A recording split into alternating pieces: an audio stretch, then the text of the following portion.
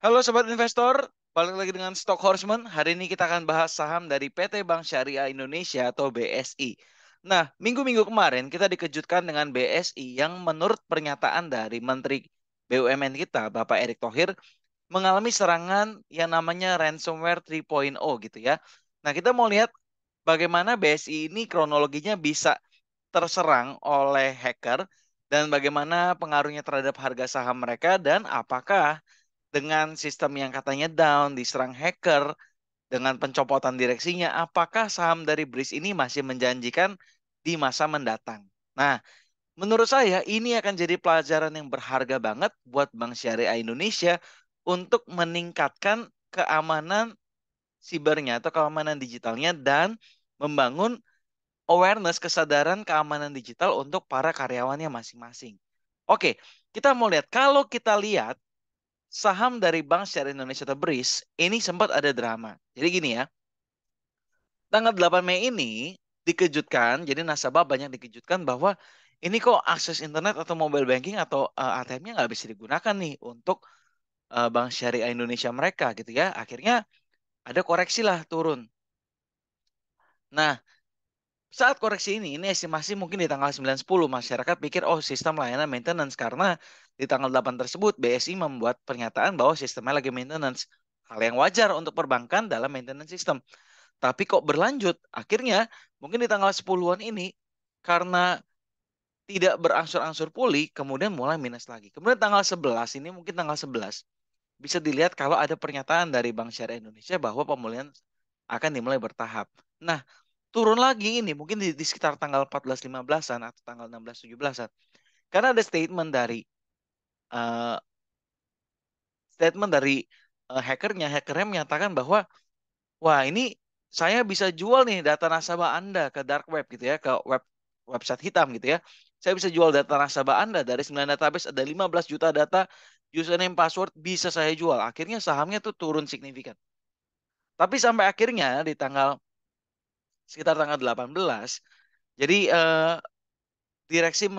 direktur dari BRIS ini menyatakan bahwa sistem sudah mulai kembali normal dan harganya mulai berangsur-angsur pulih. Ini selama 1 month, 1 bulan terakhir, jadi terkoreksi 2,89%. Nah, serangan hacker, serangan keamanan digital ini sangat berbahaya karena bisa merugikan bank dalam jumlah yang sangat besar dan impact-nya pun masif. Bayangkan kalau kita punya data nasabah, kalau uang kita nggak seberapa mungkin nggak pusing.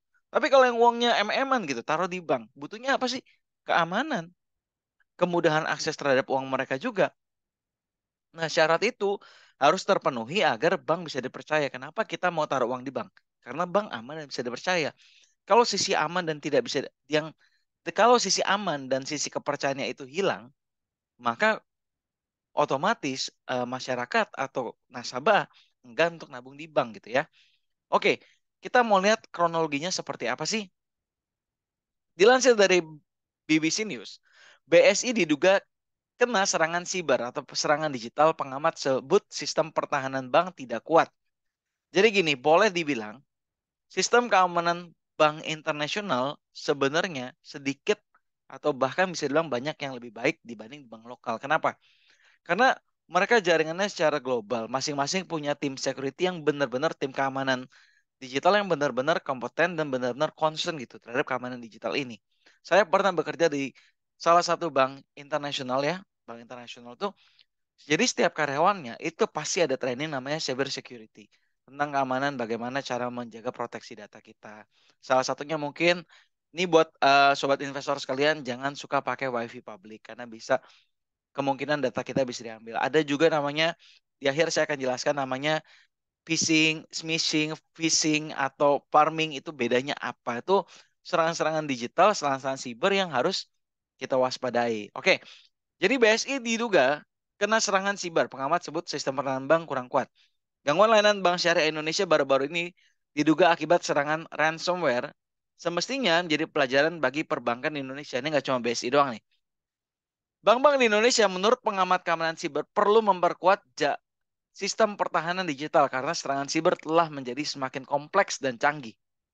Jadi bayangin kalau bank-bank kecil itu juga tetap harus concern terhadap keamanan digital mereka.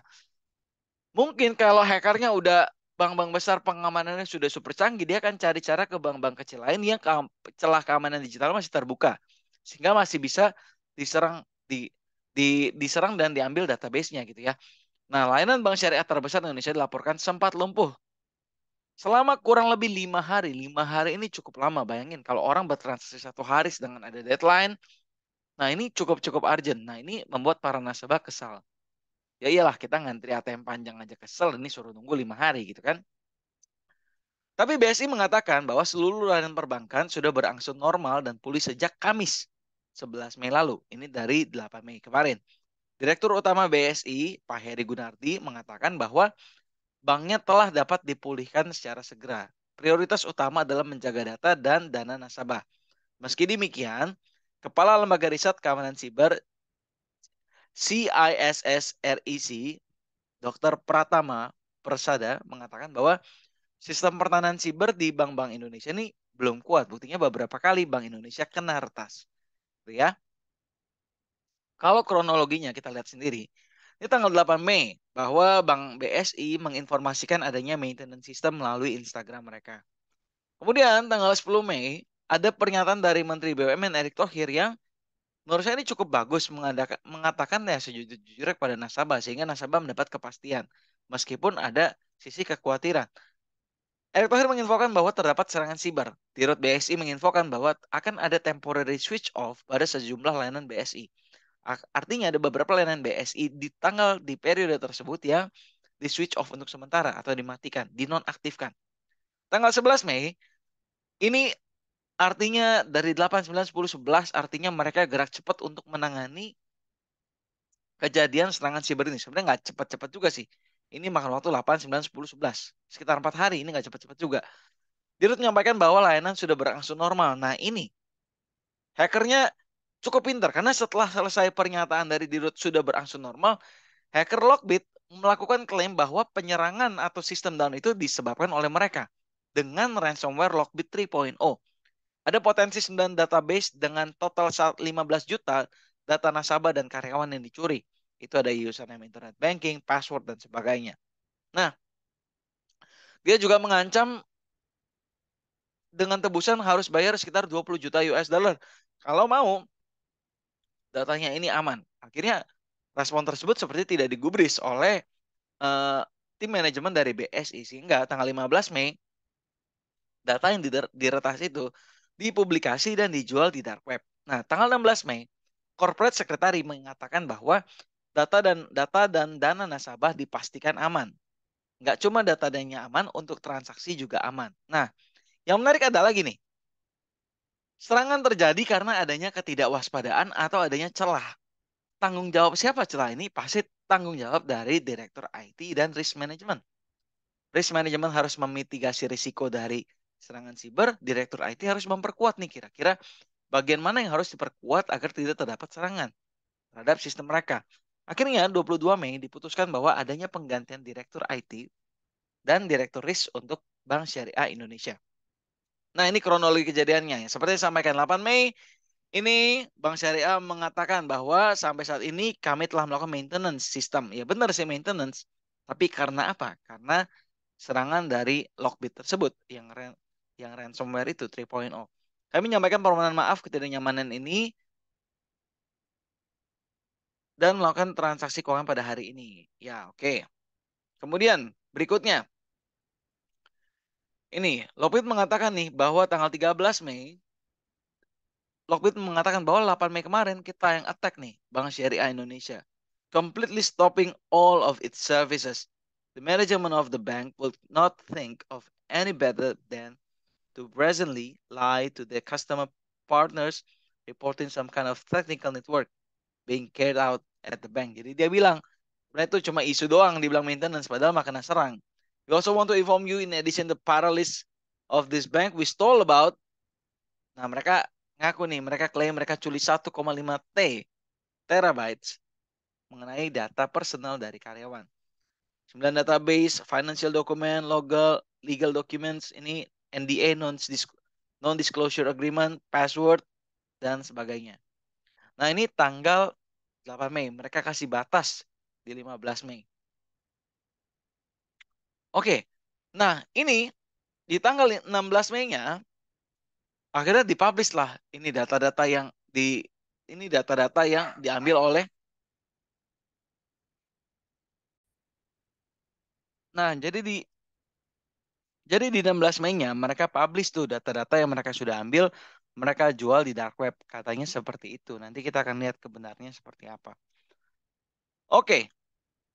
Nah, buntut gangguan layanan. BSI ganti Direktur Teknologi Informasi. RUPS Bank Syariah Indonesia memutuskan ada perombakan dari susunan komisaris dan direksi. Salah satunya Direktur TI, Teknologi Informatika. Langkah ini ditempuh setelah terjadinya gangguan layanan perbankan. Ya, menurut saya keputusannya tepat lah untuk mendapat kepercayaan dari publik lagi. Jadi RUPS di Bank Syariah Indonesia memutuskan mengganti Direktur Teknologi Informasi BSI hampir 2 pekan sejak terjadinya gangguan layanan bank tersebut. Rapat juga memutuskan untuk mengganti Direktur Manajemen Risiko dan Komisaris Utama BSI. RUPS tersebut memutuskan untuk memberhentikan dengan hormat Bapak Ahmad Syafi'i sebagai Direktur TI dan menetapkan Saladin D. Effendi sebagai penggantinya. Nah, Pak Saladin ini sebelumnya menjabat Chief Information and Security Officer dari Bank Mandiri. Pergantian ini dilakukan sesuai dengan seusai terjadinya gangguan layanan pada 8 Mei. Sejak saat itu layanan dipulihkan secara bertahap.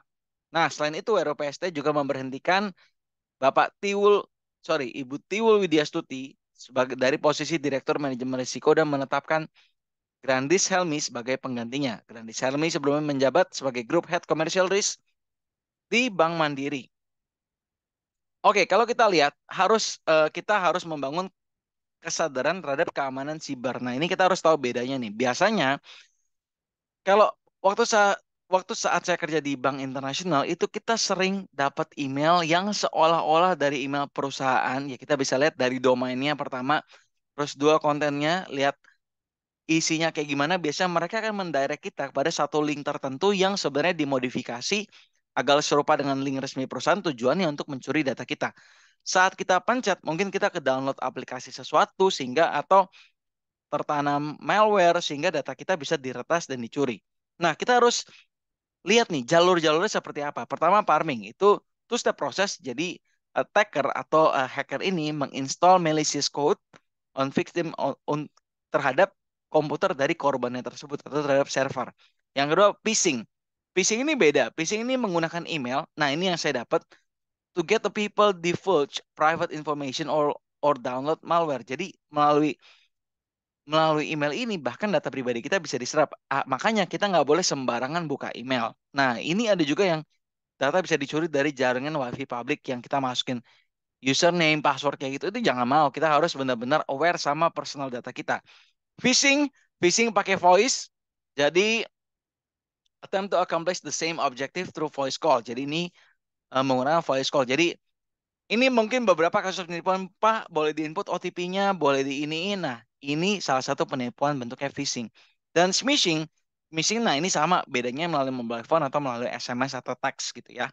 Nah, ini keamanan siber yang harus dibangun dan diterapkan dan disadari oleh setiap kita, sehingga kita meminimalisir dampak dari serangan hacker tersebut. Oke, kalau kita lihat, ini merupakan hal yang penting. Kita mau lihat dari performance-nya gimana dan kinerja keuangan dan kinerja perbankan itu sendiri. Yang pertama, secara aset, total asetnya dibilang bertumbuh karena di tahun 2023 total asetnya sudah 313 T gitu ya. Sedangkan untuk ekuitasnya juga bertambah jadi 34, ini katakanlah 35 T. Ini ekuitasnya juga bertambah dengan baik. Net profitnya bisa dibilang bertambah cukup signifikan di tahun 2023. Ini net profit diambil dari profit yang Q1 dikali 4 karena mereka belum berjalan 4 tahun gitu ya. ROE-nya kalau dengan net profit sekian itu ROE-nya 16%. Ini menurut saya pertumbuhan ROE yang bagus. Naik 4%. Kemudian secara saham ini nilainya juga cukup bertumbuh. Stock value. Nah, ini kalau untuk stock price-nya juga bertumbuh di 1.685 dari harga saham. Book value-nya sendiri bertumbuh, harga sahamnya juga bertumbuh. PBV-nya sekarang sudah sedikit lebih tinggi nih, PBV-nya 2,22 dan EPS-nya ada pada angka 127. PR-nya sendiri ini cukup turun, artinya dengan pendapatan yang seperti ini, harganya masih cenderung cukup murah. Ini juga bisa jadi potensi buat Breeze bisa dikoleksi. Tapi harus lihat dulu nih, sudah bertobat belum nih dengan keamanan, sistem keamanan diperbarui dengan lebih serius lagi untuk menjaga keamanan data nasabahnya. Oke, ini dari sisi performance. Jadi kalau dibanding dengan tahun 2022, secara PER, saham ini masih murah. Tapi kalau secara PBV, ya sudah cukup naik gitu ya. Kita mau lihat dari kinerjanya. Cakupan modal, capital adequacy ratio ini di tahun 2023 masih dalam kategori standar yang baik ya, minimal 20%-an masih dapat. NPL non-performing loan-nya turun. Ini angka yang bagus. Jadi semakin sedikit non-performing loan itu tandanya bagus ya. Jadi kredit macetnya dikit. Tapi hati-hati. Ada namanya jebakan NPL. Jadi ada beberapa bank tertentu, ya saya nggak usah sebut merek. Ketika NPL-nya tinggi, yang dilakukan apa? Bukan membenarkan kualitas kredit, malah menyalurkan kredit lebih banyak. Jadi, karena kredit ini disalurkan lebih banyak, ini sebenarnya strategi lah. Bisa jadi bom waktu, bisa nggak, selama manajemennya baik. Misalnya ini, dengan NPL yang sekarang bisa 4%. Kalau dia bagi-bagi, dia buka kredit yang banyak lagi, awal-awal kan pasti kreditnya lancar, otomatis NPL-nya berkurang lagi proporsinya. Tinggal masalahnya, saat kredit digencarkan itu customer due diligence atau credit risk monitoringnya itu berjalan dengan baik atau enggak gitu ya. Nah, LDR, loan to deposit ratio. Ini 79,14, 79,14% masih masuk kategori bagus. Net interest marginnya 6,04% ya, cukup oke. Boponya, nah ini yang bikin menurut saya yang buat interest marginnya tuh net profitnya bertambah. Kenapa? Karena biaya operasionalnya terhadap pendapatan operasional, biaya operasionalnya menurun dari 75 ke 69%. Return on asetnya juga meningkat, bagus. Return on equity-nya juga meningkat 18,16. Nah, 18,16%. Nah, ini merupakan kinerja yang bagus dari Breeze. Jadi sobat investor boleh lihat nih, Breeze salah satu menurut saya saham yang bagus dikoleksi. Dengan asumsi tahun sebelumnya PER-nya bisa sampai 16, berarti dengan posisi sekarang kemungkinan besar ini bisa sampai di 1.800 atau bisa sampai 2.000 potensi dari Breeze. Dalam berapa lama? Mungkin menurut saya dalam sampai ke akhir tahun, menurut saya 2.000 mungkin dapat ya. 2.000 mungkin menurut saya dapat. Boleh dicek sampai akhir tahun, coba dipantau dengan kondisi keuangan yang seperti ini, NPL terjaga, net interest margin aman, beban operasional juga bagus, selama dia bisa jaga keamanan data nasabah, ekspansinya juga bagus, inovasi bisnis berjalan lancar, pasti akan bertumbuh. Kalau menurut saya itu. Belum lagi ditambah ini, isu bocorannya BTN Syariah mau bergabung ke BSI. Nah, kita lihat aja. Kalau kejadian, menurut saya pasti naik lagi. Oke, itu aja pembahasan hari ini. Kalau sobat investor punya argumen atau pendapat mengenai saham BRIS ini, jangan lupa tulis di kolom komen. Sampai ketemu di emiten selanjutnya. Bye-bye.